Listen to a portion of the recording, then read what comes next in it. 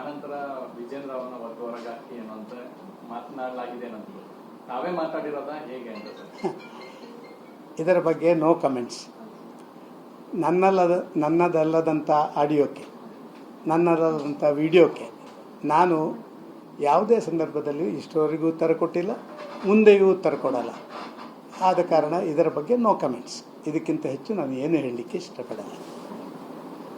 Sir, ಇದನ್ನು ಹೊರತುಪಡಿಸಿ sir, ನಿನ್ನೆ ಯಲಹಂಕದಲ್ಲಿ ಆದಂತ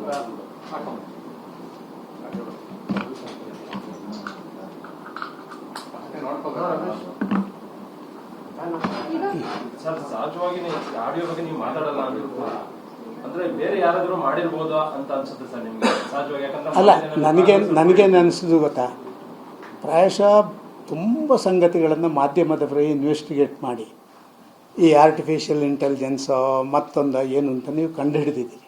ನನಗೆ ಅದರ ಬಗ್ಗೆ ಗೊತ್ತಿಲ್ಲ. ನಾನು ನಿಮ್ಮಲ್ಲಿ ಎಲ್ಲರಲ್ಲಿ ವಿನಂತಿ ಮಾಡಿಕೊಳ್ತೇನೆ, ದಯವಿಟ್ಟು ಇದರ ಬಗ್ಗೆ ಕಂಡುಹಿಡೀರಿ.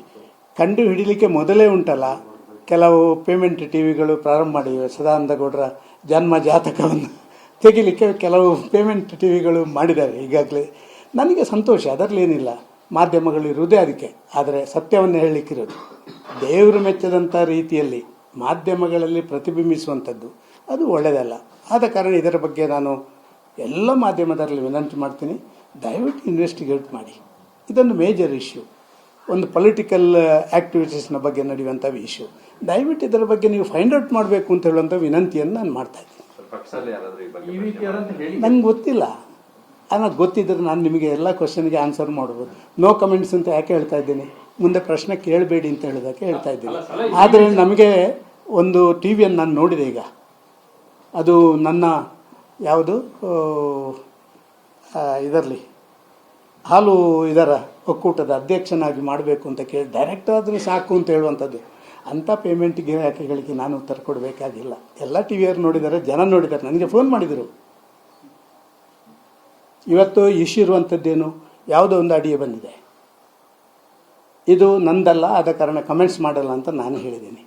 ಇದರ ಬಗ್ಗೆ ಇನ್ವೆಸ್ಟಿಗೇಟ್ ಮಾಡಬೇಕೆ ಹೊರತು ಯಾವುದೋ ವಿಚಾರಗಳನ್ನು ತಗೊಂಡು ಚಾರಿತ್ರ್ಯ ಹನನ ಮಾಡುವಂಥ ಟಿ ವಿಗಳಿದ್ದಾವೆಲ್ಲ, ಅಂಥದ್ರ ಬಗ್ಗೆ ನಾನು ಖಂಡಿತವಾಗಿಯೂ ಭಾರಿ ಬೇಸರದಿಂದ ಹೇಳಲಿಕ್ಕೆ ಇಷ್ಟಪಡ್ತೇನೆ. ಇವರಿಗೆಲ್ಲ, ಇವರ ಮಕ್ಕಳಿಗೆ ಕೂಡ ಇದು ಒಳ್ಳೇದು ಮಾಡಲ್ಲ. ಸಾಮಾನ್ಯವಾಗಿ